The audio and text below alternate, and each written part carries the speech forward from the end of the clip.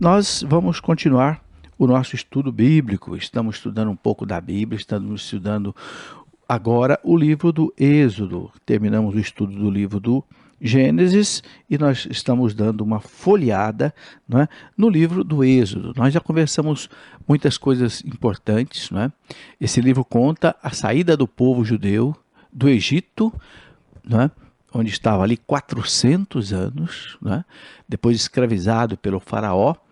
O povo então vai para a terra prometida, sai do Egito, atravessa o Mar Vermelho e vai para a terra prometida. Bem, então o livro do Êxodo conta exatamente isto, né? Quando você vai folheando aí o livro do Êxodo, você vai ver então a opressão dos hebreus no Egito, né? Depois do nascimento de Moisés, a fuga de Moisés para Madiã, onde ele começa a ter um encontro com Deus lá naquela sarça ardente, né? E Deus ali chama Moisés para uma missão. Então Moisés volta ao Egito e a missão dele é exatamente tirar o povo de lá da terra do Egito, né? Ele faz um primeiro contato com o faraó. O faraó não abre mão de libertar o povo, né? E Moisés insiste.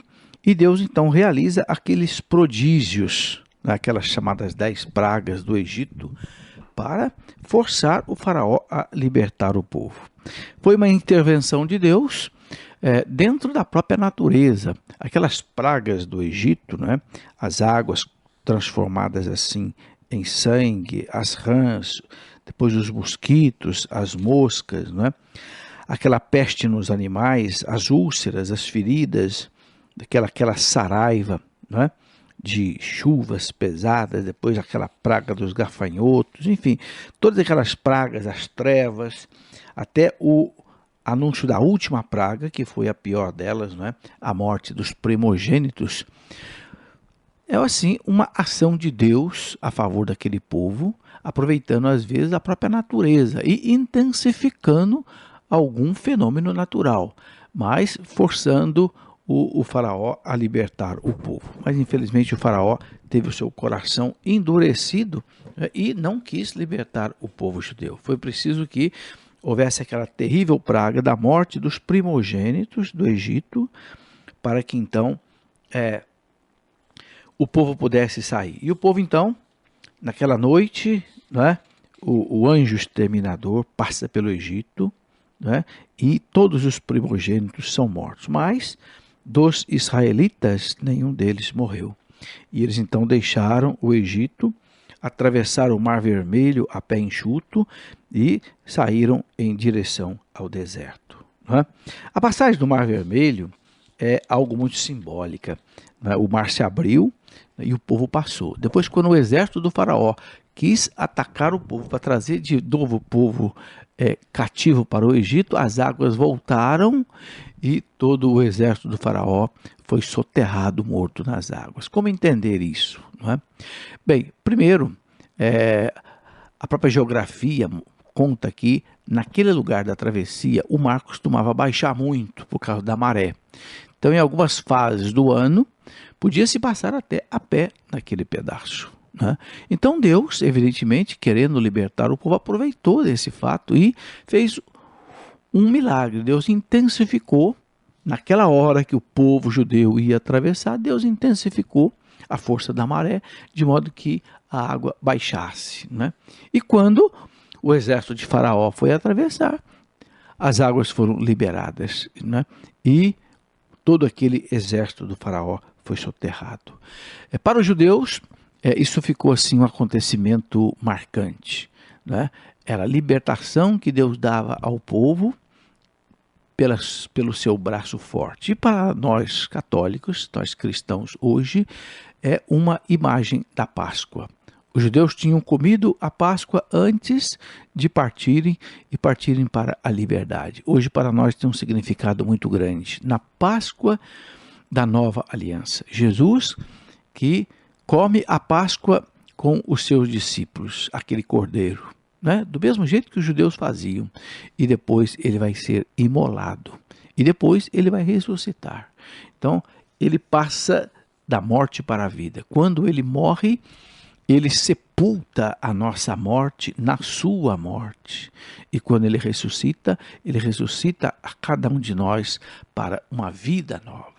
Então, a Páscoa dos judeus era assim, uma antecipação, uma figura, uma lembrança do que deveria ser a Páscoa definitiva. Depois, no capítulo 15 do livro do Êxodo, a gente encontra aquele cântico bonito de Moisés, né? Então Moisés e os israelitas entoaram o hino em honra do Senhor. Cantarei ao Senhor porque ele fez brilhar sua glória.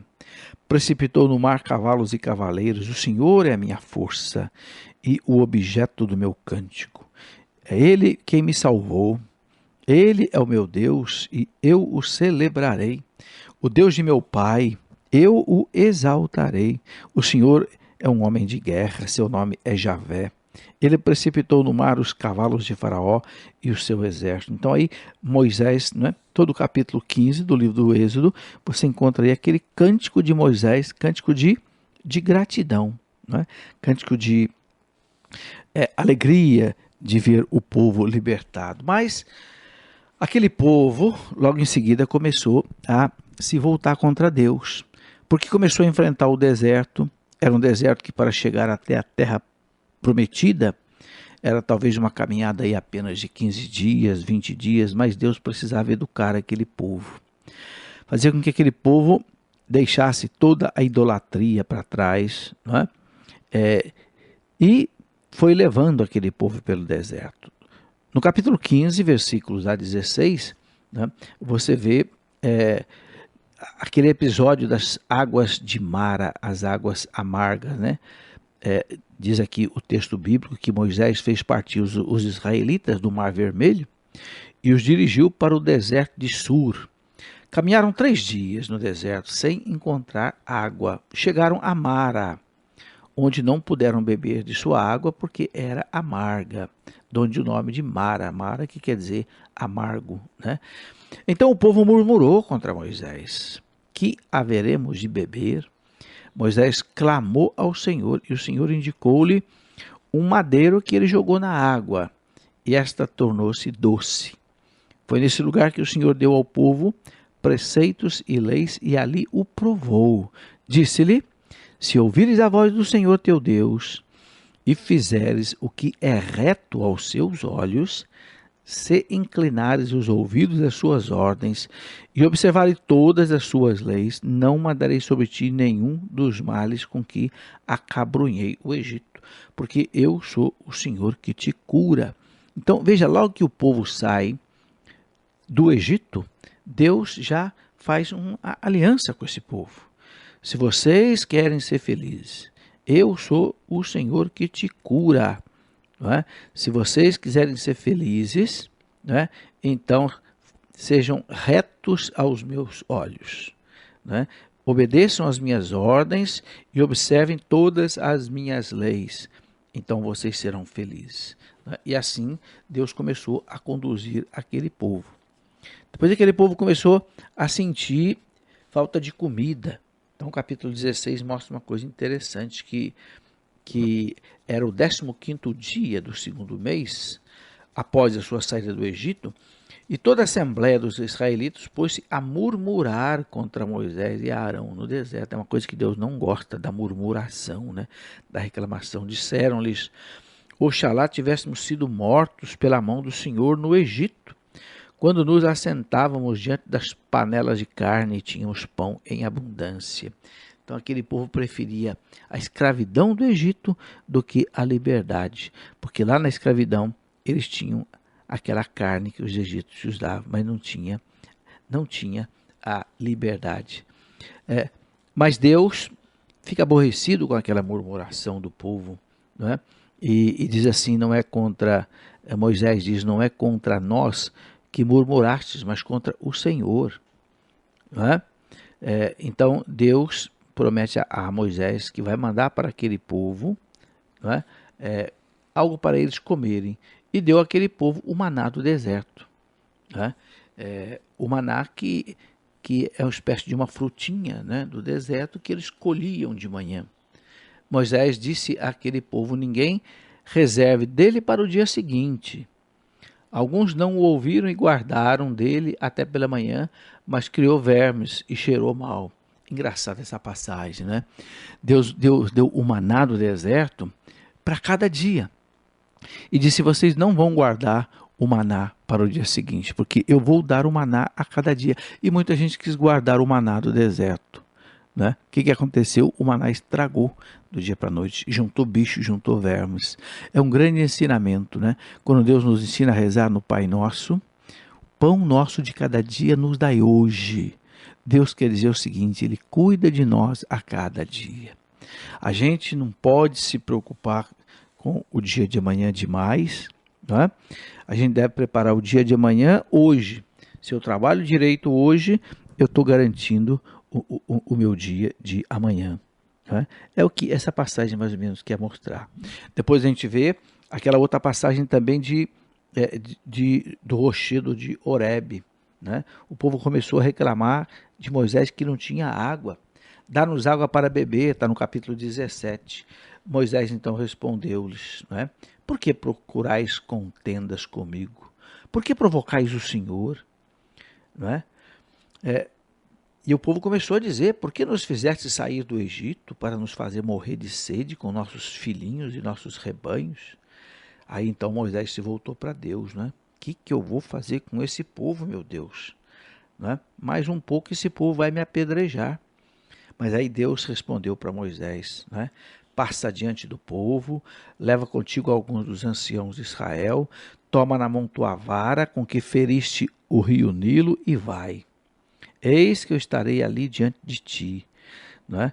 E você vai ferir o rochedo do Monte Horebe e ali vai jorrar água. E dito e feito, né? Moisés feriu o rochedo do Monte Horebe e ali, né, a água escorreu, né, para aquele povo beber. Era Deus, né, Deus que estava com Moisés. Quando Deus dá uma missão a alguém, a um líder, ele acompanha esse líder, povo. Né? A gente encontra no final do capítulo 17 um episódio muito bonito, a vitória do povo sobre Amaleque. Amaleque era um daqueles reis daqueles povos que viviam ali, né? Veio atacar Israel. E Moisés disse a Josué, Josué era assim como que um dos capitães de Moisés, né? Escolhem os homens e vai combater Amaleque. Amanhã estarei no alto da colina com a vara de Deus na mão. Josué obedeceu a Moisés e foi combater Amaleque. Enquanto que Moisés, Arão e Hur subiam ao alto da colina. E quando Moisés tinha a mão levantada, Israel vencia a batalha, mas logo que a abaixava, Amaleque triunfava. Mas como se cansassem os braços de Moisés, puseram-lhe uma pedra por baixo e ele assentou-se nela, enquanto que Arão e Hur, que sustentavam as mãos de cada lado, suas mãos puderam assim conservar-se levantadas até o pôr do sol. E Josué derrotou Amaleque e o seu povo a fio da espada. Bem, a gente não deve se impressionar com essas guerras do Antigo Testamento. Não deve. Por quê? Essas guerras eram costume daquele povo muito antigo. Então, não podemos olhar para essas guerras com o mesmo conceito moral que a gente tem hoje. Entende? Então, essas guerras do passado, essas narrativas, são mais assim figuras espirituais para nós do que narrativas verdadeiramente históricas. Aqui nós temos um exemplo da vitória, da oração, da intercessão. Enquanto os braços de Moisés estavam levantados, né, intercedendo a Deus, o povo judeu vencia a batalha contra Amaleque. Quando os braços de Moisés abaixavam, o povo era derrotado. Então, o que eles fizeram? Seguraram os braços de Moisés ali com pedras colocadas embaixo até o pôr do sol. Isso mostra para nós o que nós devemos rezar sempre, constantemente, sem cessar. A nossa vida inteira é uma batalha.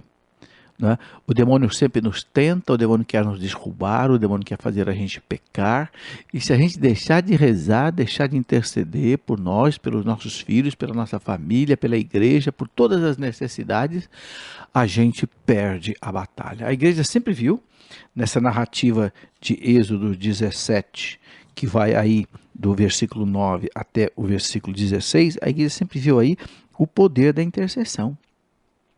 Não é? Depois que Moisés venceu a batalha, o Senhor disse a Moisés: escreve isto para a memória, e dize a Josué que eu apagarei a memória de Amaleque de debaixo dos céus. Moisés construiu um altar que ele chamou Javé Nessi. Essa expressão Javé Nessi quer dizer o Senhor é a minha bandeira. Javé Nessi. Coisa bonita. E assim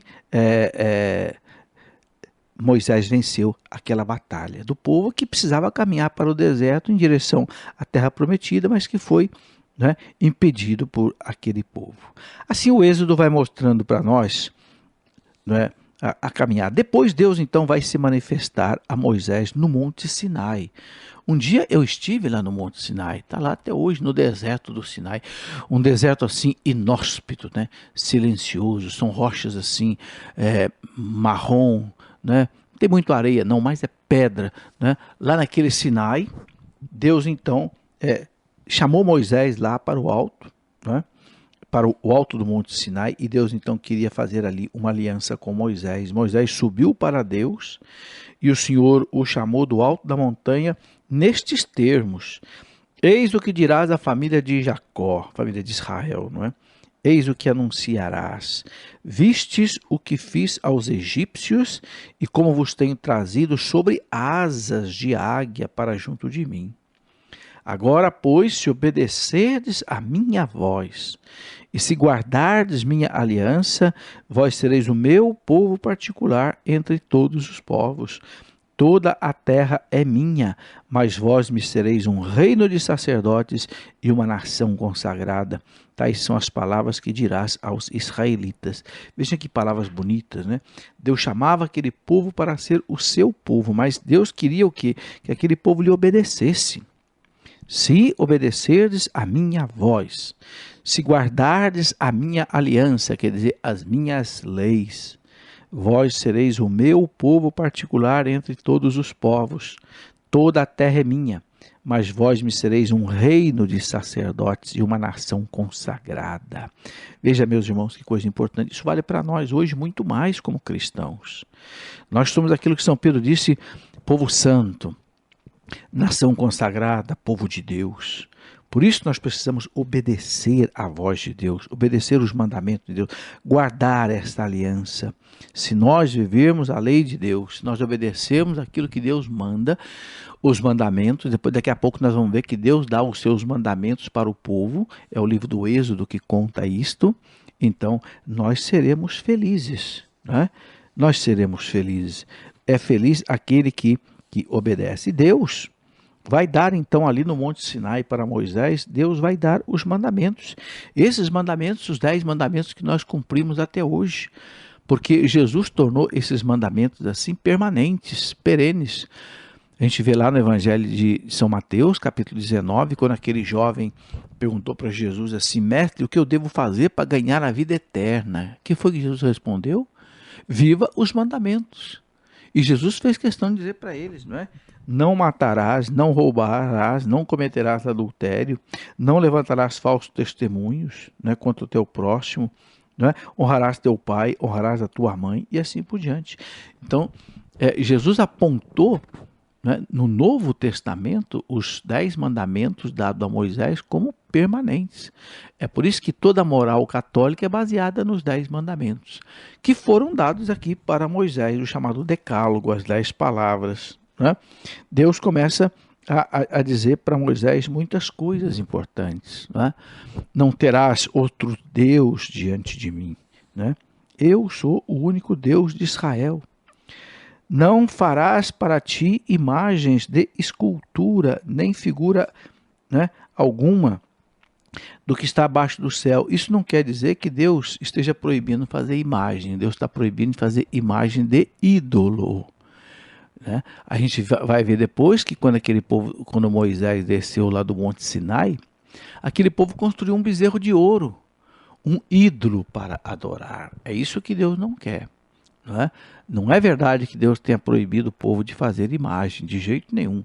Tanto é que as imagens, Deus mandou fazer, né, vários tipos de imagem de querubim, de serafins, e colocar em cima da arca da aliança. Então Deus não proíbe imagem. Deus proíbe fazer imagem de ídolo, de Deus falso para adorar. É isso que Deus proíbe.